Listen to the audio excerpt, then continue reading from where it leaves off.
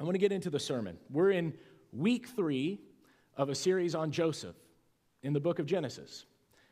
Joseph, the son of Jacob, the beloved child of Rachel, her oldest, and the one who now has spent time in slavery and prison and is going to be moved up today, as we'll see, into the palace of Pharaoh, the king of Egypt. It's a wild story.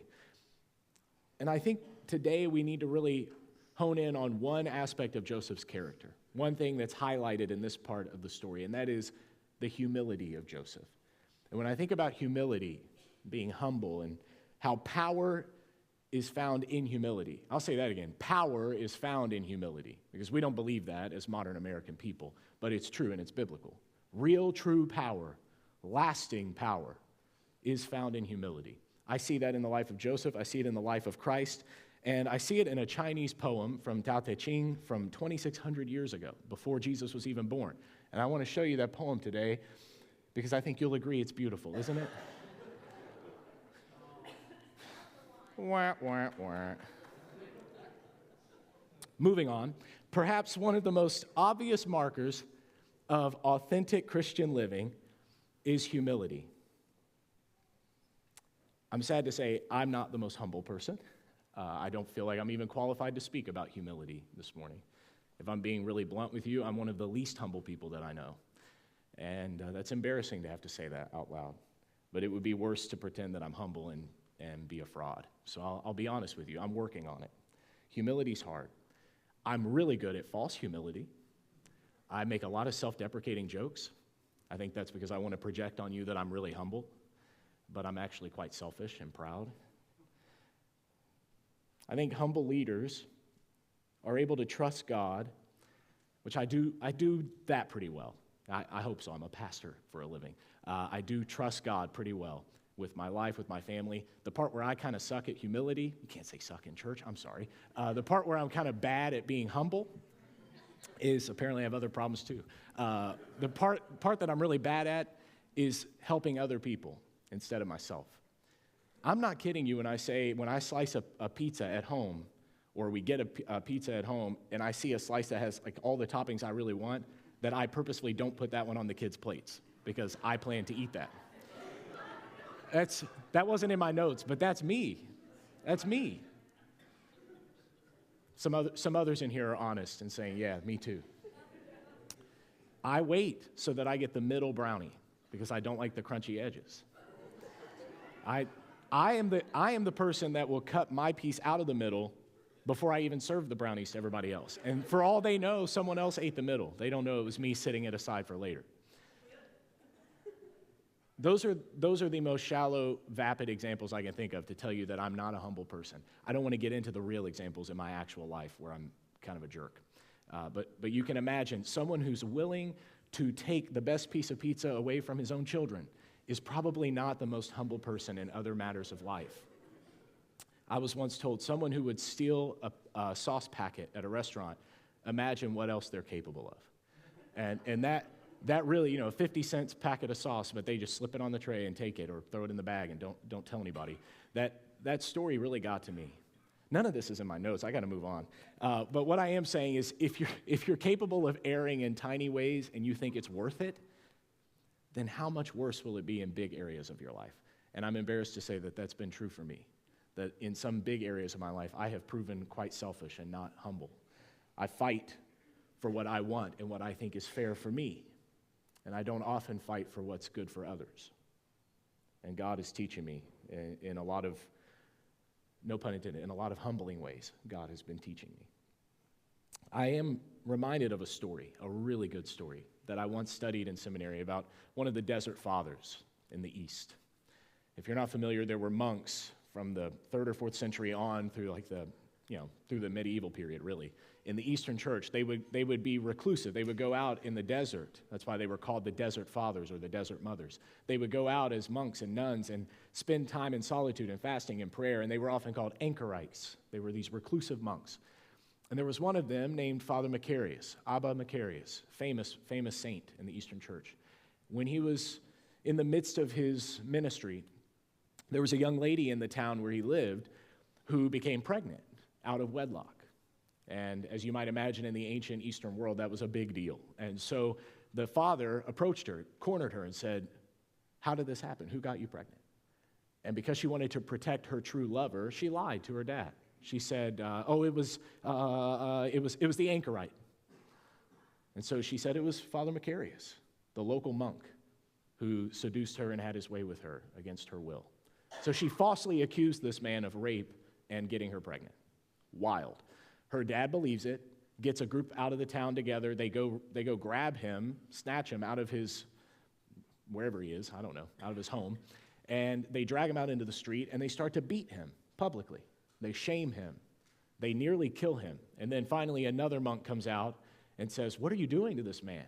And they explain he's gotten this young woman pregnant. He hasn't defended himself at all. We think he must be guilty, so we're making an example out of him. And the other elder says, "You can't do this. You have to stop. You're about to kill this guy." So they stop and they say, "We'll only leave him alone if he takes my daughter as his wife and cares for her and the child as long as they live." And so Abba Macarius, who hadn't spoken at all the whole time, finally speaks up and tells his disciple, his student, to go sell all of their stuff and give the proceeds to this woman for her and the child, and that he will begin to treat her as a wife and the child as his own, and he's going to raise them as his family. And so the disciple says, "Are you sure about this?" And he says, "Yeah, do what I said." So that's what's done. Abba Macarius picks up more work, begins to work harder and harder, and earns extra money, and he's giving all this extra money to this woman to get her through the time of pregnancy. And then her labor and delivery comes, and she's in labor for days. And as you know, they didn't have modern medicines to induce labor, so she's just in agonizing pain day after day. There's no epidural or intrathecal or anything, right? She's just suffering. And she finally, at the height of the suffering, cried out and said, "I have to confess. I know what's happening. God will not let me deliver this child under false pretenses. I have to confess the truth. Abba Macarius never touched me." And everyone gasps in horror and says, "What do you mean?" And she says, "I'm in love with someone from the next town over from the wrong family, and I knew you wouldn't approve, and I was worried you would kill him. So I lied. I didn't think you would kill the monk, so I blamed it on him." Well, people are astounded by the humility of Macarius, that now he's been proven innocent, though he never defended himself. People want to know. Of course, she does deliver the baby's healthy, everything's fine. But then the people are amazed by Abba Macarius, so they think, "We've got to go see him." They go to find him, and he's already fled into the desert so that he would not receive the vain praise of humans. And he goes on and lives as a desert monk for many more years. So a powerful story. It's said that later, young monks would come to him for advice as they entered monasteries and as they went out into the desert. And they would ask him, "How do we become a monk like you?" And he would tell them, "Go visit the graveyard down the road. And I want you to stand in the cemetery and praise all the dead people for how great they were in life. And then I want you to curse them for how terrible they've been. And then come back and speak to me." And so these young monks in training would go and praise and curse the dead and then come back to Macarius, and he would say, "What did you learn? What did they say?" And of course, they'd all say the same answer. They didn't say anything. They're dead. They never responded. And he said, "So it must be with you if you hope to serve the Lord faithfully. You shall ignore all the praise of man and all their curses." Humility. I don't have that. I read a great book that involves a lot of growing in humility. It's called Falling Upward by Richard Rohr. And he's a bit progressive. I'll warn you of that if you're a conservative person. He's a Catholic priest, but he wrote a beautiful book about the later part of life and your journey with Christ, if you allow God to help you mature as you should. And he says something about the second half of life, which may or may not be in your later years. It may happen sooner if you mature quicker with Christ. But whenever you come into that second stage, the deeper stage of your faith, he says you learn ever so slowly and with much resistance that most frontal attacks on evil just produce another kind of evil in yourself, along with a very inflated self-image to boot. And that kind of violence incites a lot of pushback from those that you've attacked. That seems to be one of the last lessons we ever learn. Think of the cold Grand Inquisitor and the brothers Karamazov. or the monk who tries to eliminate all humor in the name of the rose. If you haven't read either of those, they're great. You should read them. Or the frowning Cram brothers in Florida. Holier than thou people usually end up holier than nobody. Holier than thou people usually end up holier than nobody. That's good. Humility is a tough thing to even describe because mostly what we know of it is false versions of it. It is the self-effacing, self-deprecating humor that we sprinkle in to, to either hide our insecurities or to cover up our arrogance. I don't know which, probably both. It's often misunderstood early in life and underappreciated later in life. Humility is so vastly important in the kingdom of God, and yet we speak very little of it, and we study it very little, and we practice it very little. And so when I look at Joseph's life, I think about humility. I think we should do that. I'm going to quit talking for a minute and start reading. Let's look at Joseph. Genesis chapter 41. If you have your Bibles, we'll be in the 41st chapter of Genesis for the rest of our time together.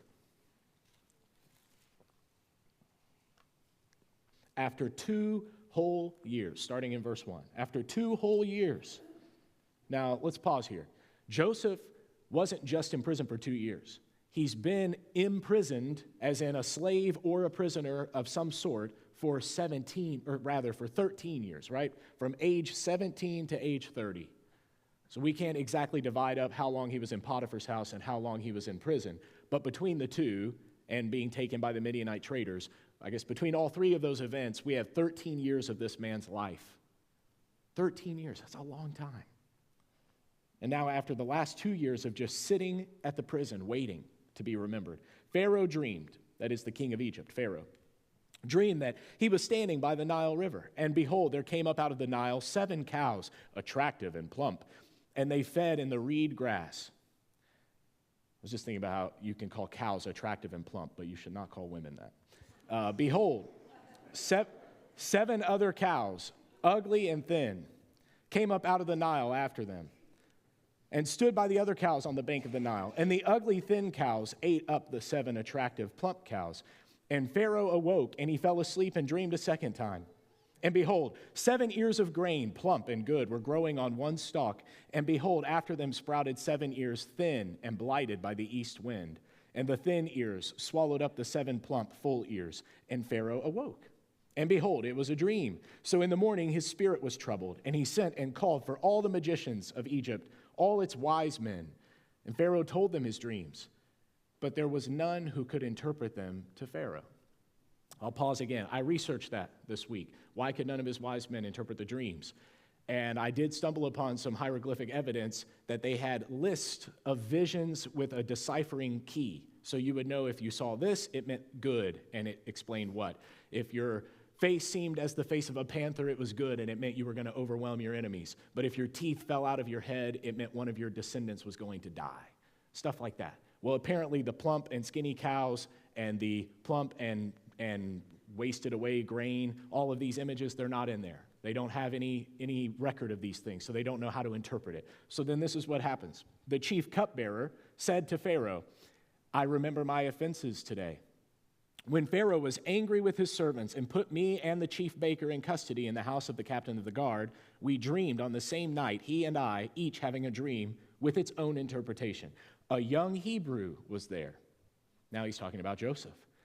Okay, he was there with us, a servant of the captain of the guard. And when we told him, he interpreted our dreams to us, giving an interpretation to each man according to his dream. And as he interpreted to us, so it came about. I was restored to my office, and the baker was hanged. Then Pharaoh sent and called Joseph, and they quickly brought him out of the pit. And when he had shaved himself and changed his clothes, he came in before Pharaoh. I'll pause one more time. It was common practice in ancient Egypt that those in the presence of the king, because he was seen like a god, had to be ultimately clean. So they would shave their entire bodies, head to toe. That's why in a lot of movies you see pharaohs look like super clean shaven and bald. That's historically accurate. They believed it was clean if you didn't have any hair and germs trapped on you. So they shaved Joseph, made him look Egyptian. That's important next week when his brothers don't recognize him. He looks different. So he's completely shaven. He's brought in before Pharaoh. Now he's clean and looks like he's basically an Egyptian himself. And Pharaoh says to him, I have had a dream, and there's no one who can interpret it. I've heard it said of you that when you hear a dream, you can interpret it. Joseph answered, it's not in me, but God will give Pharaoh a favorable answer. We'll stop there for now. God changed Joseph's circumstances seemingly overnight, which is encouraging for Joseph, but it took a long time before that happened. It's kind of crazy to think that one little conversation with Pharaoh and a cupbearer completely changed Joseph's perspective on life, his position in life. He goes from prisoner with the captain of the guard, taking care of the business of the prison, to now being in Pharaoh's palace, and soon enough, he'll, if you don't know, spoiler alert, he'll become the right-hand man to the king of Egypt, second in command over the entire kingdom, the most powerful kingdom at that time in the ancient world. From prisoner to palace, like that. It's amazing. But he had to wait on God's timing for that to happen. God can change your circumstances, but a lot of times it's not when you want him to. It's not when you think he will. It's not when you most expect it, which is frustrating. That's part of why humility requires patience, because we think we know what we deserve when we deserve it and what's fair and what's coming to us. And if it doesn't come to us when we think it should, or it's not what we thought it ought to be, pride gets in the way and tries to rush the process and force the process. Humility has to wait. Humility breeds patience. And I think that's why I don't have a lot of patience, because I'm not humble enough.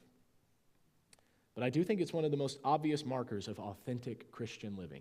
Those who are able to wait on God. Those who really trust that God will turn things around. Maybe you know people like that in your life. Maybe you are a person who functions that way. The psalmist writes in Psalm 75 that it's not from the east or the west, not from the wilderness where lifting up comes from. It's God. God is the judge. He puts one down and he lifts another one up. It's God who's ultimately in charge. And we believe in freedom. We believe in the volition of human beings. You choose things. I don't think God makes you move your hand around and say certain words, right? You have freedom. And yet we do believe, like any good king, God is in charge of his kingdom. He's ultimately in control. And so when someone will be lifted up or lowered, exalted or humbled, God is in control of that. And we have to trust that God will do what is best and what is right. So humility is patiently going to trust God. That's the first thing we see. I want to go on, verse 17 through verse 32. 17 to 32. Then Pharaoh said to Joseph, behold, in my dream I was standing on the banks of the Nile. 7 cows, I'm going to read this fast because we already heard the dreams. 7 cows, plump and attractive, came up out of the Nile and fed in the reed grass. 7 other cows came up after them, poor and very ugly and thin, such as I had never seen in all the land of Egypt. And the thin, ugly cows ate up the first 7 plump cows. But when they had eaten them, no one would have even known that they had eaten them, for they were still as ugly as at the beginning. Then I awoke. I also saw in my dream 7 ears growing on one stalk, full and good. 7 ears withered and thin and blighted by the east wind sprouted up after them. And the thin ears swallowed up the 7 good ears. And I told all this to the magicians, but there was no one who could explain it to me. Then Joseph said to Pharaoh, the dreams of Pharaoh are one. God has revealed to Pharaoh what he is about to do. The 7 good cows are 7 years. The 7 good ears are 7 years. The dreams are one. The 7 lean and ugly cows that came up after them are 7 years, and the 7 empty ears, blighted by the east wind, are also 7 years of famine. It is as I told Pharaoh. God has shown to Pharaoh what he is about to do. There will come 7 years of great plenty throughout all the land of Egypt, but after that there will arise 7 years of famine, and all the plenty will be forgotten in the land of Egypt. The famine will consume the land, and the plenty will be unknown in the land by reason of the famine that will follow, for it will be very severe. And the doubling of Pharaoh's dream means that the thing is fixed by God, and God will shortly bring it about. So Joseph uses this spiritual gift of interpretation, and he helps Pharaoh understand the dreams. He says both dreams really mean the same thing, and the thing they mean is that you're going to have 7 good years of harvest and 7 years of terrible famine. And so he's going to go on and give some insight of how they might solve that problem. But we have to stop and just think for a second. Joseph used his gifts for good. He could have avoided helping Pharaoh. This guy is a king of a people that in many ways are enemies to the Hebrew people. They don't have the history they're going to have later with slavery. That hasn't happened yet. But already they are ethnically quite different. They speak different languages. They function differently in their religious beliefs and practices. Culturally, they're just different. And Joseph steps beyond all of that and helps Pharaoh. And it doesn't give conditions. It doesn't say, I will interpret the dream if you promise to so on and so forth. He doesn't come back and say, oh, it's nice that the cupbearer finally remembered me 2 years later and try to get even with the cupbearer. He just comes in and helps. He helped the cupbearer and he moves on. He doesn't expect anything in return.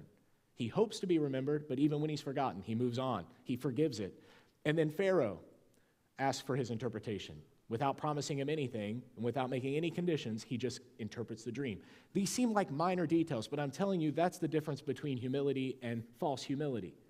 False humility says, I'll help you if I get something out of it. But see how helpful I've been? Well, yeah, you were helpful, but because there were strings attached. Joseph attaches no strings. That's what makes him humble. I don't do that very well. In fact, I think there are always, even if it's like hard to see fishing line, there's always some kind of string attached to everything I do. It's hard for me to just simply work out of kindness for others without expecting anything at all in return. Maybe it's hard for you. Or maybe I'm just a terrible person and you guys are great. I don't know. Maybe you're not listening anymore. Oh, you are listening. 1 Peter chapter 4 and verse 10. The Apostle Peter says, as each has received a gift, use it to serve one another as good stewards of God's varied grace. Humility is born of an awareness that the gifts I have are not mine. They are gifts that were given to me.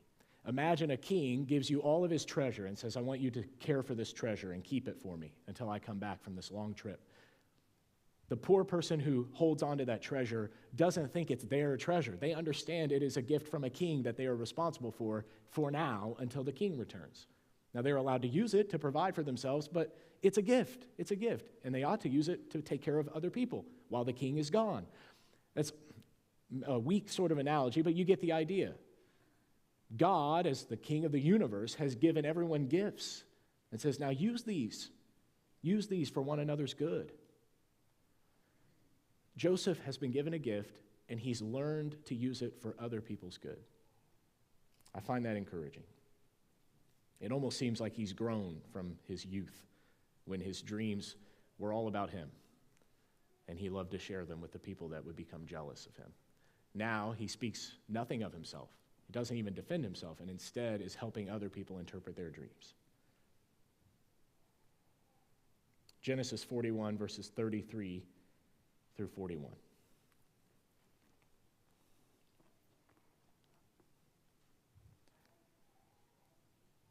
Now, therefore, let Pharaoh select a discerning and wise man and set him over the land of Egypt. Let Pharaoh proceed to appoint overseers over the land and take 1/5 of the produce of the land of Egypt during the 7 plentiful years. Let them gather all the food of these good years that are coming and store up grain under the authority of Pharaoh for food in the cities, and let them keep it. That food shall be a reserve for the land against the 7 years of famine that are to occur in the land of Egypt, so that the land may not perish through the famine. So Joseph has come up with a proposal. He says, do this, and I think that's going to solve your problem. Save up now, and there will be enough for later. This proposal pleased Pharaoh and all his servants. And Pharaoh said to his servants, could we find a man like this in whom is the Spirit of God? Then Pharaoh said to Joseph, since God has shown you all this, there's no one as discerning and wise as you are. You will be over my house, and all my people shall order themselves as you command. Only as regards the throne will I be greater than you. And Pharaoh said to Joseph, see, I have set you over all the land of Egypt. And then Pharaoh took his signet ring from his hand and put it on Joseph's hand and clothed him in garments of fine linen and put a gold chain about his neck. He made him ride in his second chariot. They called out before him, bow the knee. And thus he set him over all the land of Egypt. I think I went a couple verses past, sorry. So Joseph has been lifted up to a position of authority and honor by Pharaoh. He didn't ask for that, and yet it came to him by way of God's blessing. Pharaoh, in humility, hands his authority over to another, trusting that he has seen the vision and knows what to do to help. That's a big point, and we don't talk about that much, but this is a good Pharaoh, a good king, who would hand over his authority to a strange foreigner simply because he believes God is using him to help save people. And that's exactly what will happen. Imagine if national leaders had that kind of humility today, to trust people who really know what they're doing to do their jobs well. That's all I'll say about that. I shouldn't have even said that, to be honest. Maybe I should, I don't know. Maybe it was the Holy Spirit. But I just can't overlook the importance of humility when you're a leader of any kind, even in the home. You who lead in your own homes, your own families, you who lead in the workplace, you who hold political office or administrative roles, those who, frankly, serve in leadership over nations. Although we may not be directly connected to many of them, we should be praying for them. We should be voting for people who have humility at the core. Humility. It seems to be the most important trait in a good leader. Joseph's experiences have humbled him. Whether he liked it or not, they've prepared him for this role. I wonder what God has prepared you for in your own life. It's crazy to think back on tragic and difficult things that have happened to us and see how much good has been born of them. If you think about it long enough, you'll probably see it's true, but we don't do it a lot. We try to move on and forget the bad stuff. But if you really think about it, I bet most of the bad stuff has led to good stuff, or at least has made you a gooder person. I know that's not a word. I can say it if I want to. I'm reminded of something the Apostle Paul wrote, Philippians chapter 2. In verses 3 and 4, he says, "Don't do anything out of selfish ambition or out of conceit, arrogance, but in humility count others more significant than yourselves. Let each of you look not only to his own interests, but also to the interest of others." Yes, you got to take care of yourself. Keep your cup full so it can overflow into the lives of other people, but don't forget why your cup is full. It's so that it can overflow into the lives of other people. Some of us are so caught up in keeping our cup full that we forget to overflow. We forget to help others. I learned a lot of lessons from Joseph. This week I learned a few things. First of all, you should give God all the credit. That's what humility looks like in its most simple form, giving God credit instead of yourself or other people. Joseph says early on, he says, "I can interpret this dream for you, but it's God doing that, Pharaoh. It's not me. That's God." He gives God the credit. He also offers help with no conditions. And we mentioned that as well, but it's worth repeating. No strings attached, just free giving. That's humility in action, when you give without expecting anything in return. And he uses wisdom and life skills to sustain all of Egypt. Using wisdom is a good thing. The dream didn't tell Joseph what he ought to do for Pharaoh to solve the problem. The dream only warned that there would be 7 years of plenty and 7 years of famine. The dream didn't say you should store up and prepare for the famine.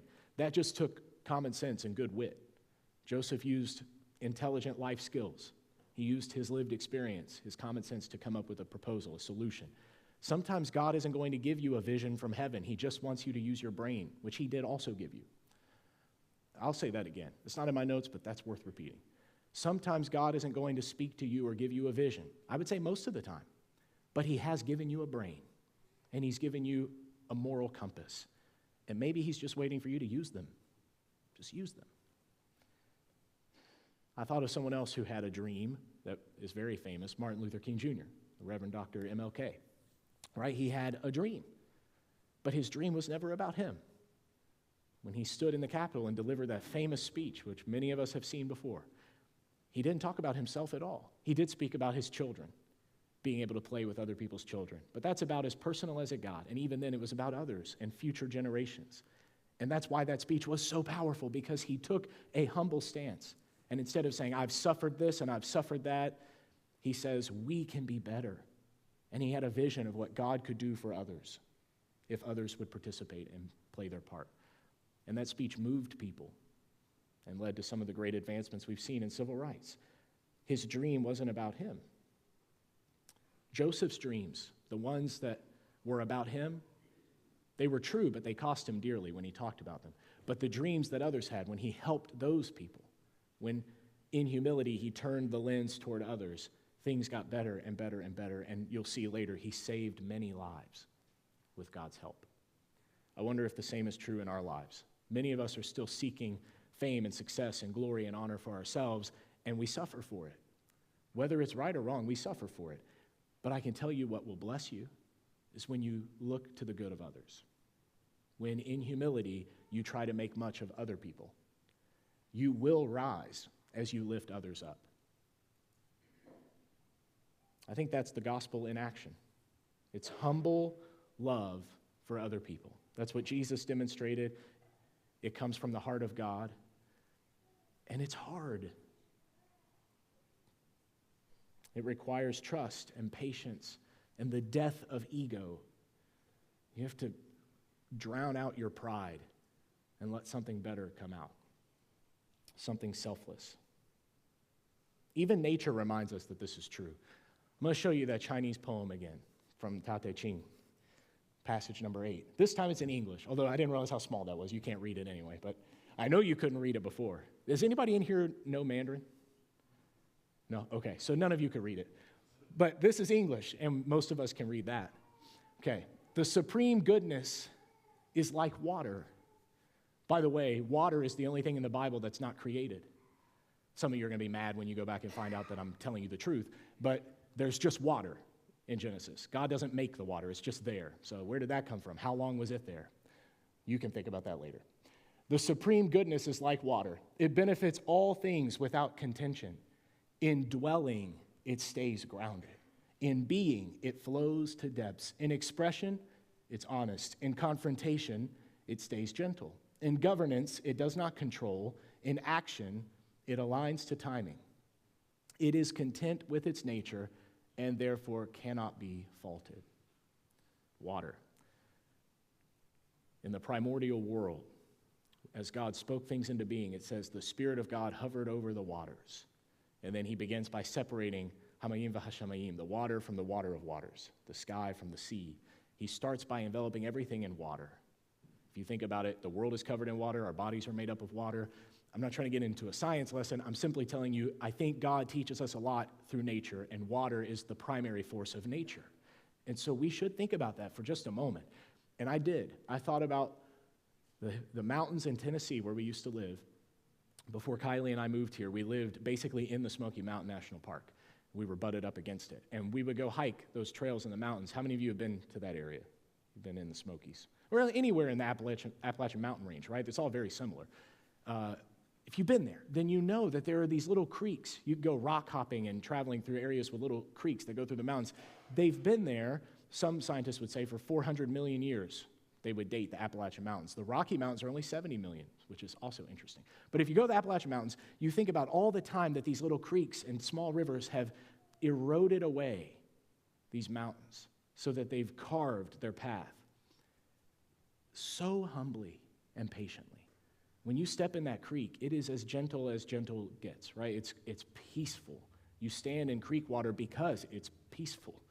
And yet that water has eaten away mountains, eroded entire mountains. That's incredible. And that's what God teaches us, is that humility has power. You just don't see it right away. But it's actually the most powerful sort of power that there is. And it's the power God demonstrated to us. When Jesus, instead of flooding the world with his authority and bringing legions of angel armies to crush all of the sinful humans, when his friends wanted him to do that, he said, no, I'm just going to go die, and then I'll come back and bless you and bring peace, and then you'll follow me for, at this point, 2,000 more years and counting, and we'll see what God can do in his time with humility. We don't like that, but it works. It definitely works. Jesus left the position of highest honor and glory and descended not just to earth as a human, but went lower still to Sheol, to the pit of death. He went all the way down to the lowest place of all. And he did this in humility so that he could lift us up out of that pit. That's what we celebrate every week at this table. In fact, would you stand with me so we can do that? As we come to the Lord's Supper, we're invited into that journey with Christ. We come to this table where we remember death, but we celebrate resurrection. We consider humility, giving up ourselves for the sake of others, as Christ gave himself up for us. This is my body offered for you. This is my blood poured out for you. And we think about how that sort of humble self-giving, that love of God, not only transformed the world, but it transforms each one of you. It transforms us, right? It changes us. Humility makes us what we were meant to be in the image of God. In humility, especially in the humility we see in these elements, there is power.